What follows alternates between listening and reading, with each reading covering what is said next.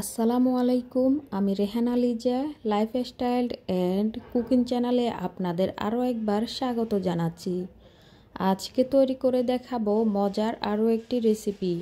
সেটা হচ্ছে দেশি মাগুর মাছের ভুনা, যেটা কিনা গরুর মাংসকেও হার মানাবে, খেতে এত বেশি মজার। তো চলুন মূল পর্বে চলে যাই। প্রথমে আমি বড় সাইজের দুটো মাগুর মাছ নিয়েছি। এগুলো খুব ভালোভাবে কেটে ধুয়ে পরিষ্কার করে নিয়েছি। আর দেশি মাগুর মাছের উপরের কালো অংশটা আসলে যতই ঘষাঘষি করি না কেন, সেটা আসলে পরিষ্কার একদম সাদা হয় না। তো এদিক থেকে আমি বেশি করে লবণ, হলুদ আর মরিচ দিয়ে মেখে রেখে দিয়েছি। আর একটা মশলা তৈরি করে নেব। এইখানে প্রথমে আমি নিয়েছি 1 চামচ রসুন বাটা, আধা চামচ আদা বাটা, 1 টেবিল চামচ পরিমাণ টমেটো সস। এরপর নিয়েছিলাম হলুদ গুঁড়া, মরিচ গুঁড়া, ধনিয়া গুঁড়া, জিরা গুঁড়া, আর দিয়েছিলাম কিছু পরিমাণ সরিষার তেল। এরপর অল্প একটু পানি দিয়ে খুব ভালোভাবে মিশিয়ে নেব। গুঁড়া মশলা যদি আগে থেকেই পানি দিয়ে একটু মিশিয়ে রাখেন, তাহলে একদম বাটা মশলার মতোই ঘ্রাণ আসবে। এখন আমি একটি ফ্রাই প্যানের মধ্যে তেল দিয়ে তাতে দিয়ে দিব মাগুর মাছগুলো। আর আমি একটু দেখতে পারছেন, আমি একটু আলাদা আলাদা করে দিচ্ছি, যাতে একটার গায়ে আরেকটা লেগে না থাকে। যদি লেগে থাকে তাহলে একটা সময় দেখা যাবে উল্টাতে গেলে একটু সমস্যা হবে, একটা আরেকটার সঙ্গে লেগে যাবে।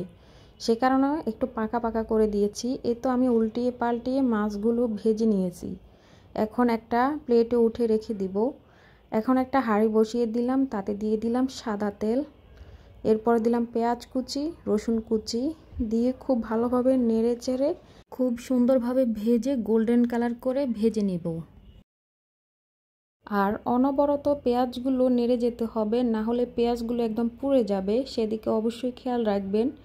এই তো আমার পেঁয়াজগুলো ভেজে নেওয়া হয়ে এসেছে, দেখতে পাচ্ছেন অনেকটা গোল্ডেন কালার হয়ে এসেছে। এখন একটা বাটিতে আমি অর্ধেক পরিমাণ পেঁয়াজ বেরেস্তা উঠিয়ে রেখে দিব।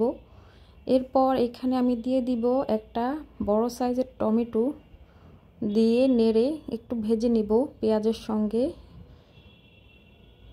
এরপর দিয়ে দিব আমি আগে থেকে রেডি করা মশলাটা। একটু নেড়ে তারপরে আমি মশলাটা দিয়ে দিব। এত মশলাটা দিয়ে খুব ভালোভাবে কষিয়ে নেব। যতক্ষণ না মশলার কাঁচা গন্ধটা চলে যায়, ততক্ষণে খুব ভালোভাবে কষিয়ে নিতে হবে। এখন আমি একটু পানি দিয়ে আবারও কষিয়ে ঢাকনাটা দিয়ে দিব।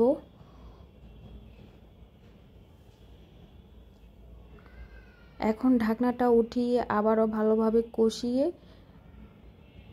নিব। এতে করে কাঁচা গন্ধটা চলে যাবে, আর মশলা যত ভালো কষাবেন রান্নার স্বাদ ততই ভালো আসবে।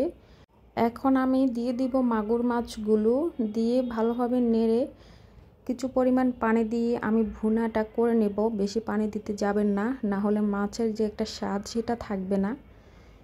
আর উপর থেকে দিয়ে দিব কয়েকটা কাঁচামরিচ, দিয়ে দিব আগে থেকে রেডি করা কিছু পেঁয়াজ বেরেস্তা, দিয়ে ঢাকনাটা দিয়ে দমে রান্না করব আরও 10 মিনিট একদম লো হিটে। বেশি হাই হিটে রান্না করতে যাবেন না, না হলে মশলাটা পুড়ে যাবে। এই তো রান্নাটা অলমোস্ট ডান। রেসিপিটি ভালো লাগলে যারা আমার ইউটিউব চ্যানেল থেকে ভিডিওটি দেখছেন, চ্যানেলটি সাবস্ক্রাইব করে পাশে থাকা বেল আইকন ক্লিক করে দিবেন আমার পরবর্তী ভিডিও নোটিফিকেশন সবার আগে পাওয়ার জন্য। আর যারা ফেসবুক পেজ থেকে দেখছেন, পেজটিতে একটি লাইক অথবা ফলো দিয়ে রাখবেন। আজকের মতো বিদায় নিচ্ছি, সবাই ভালো থাকবেন, আল্লাহ হাফেজ।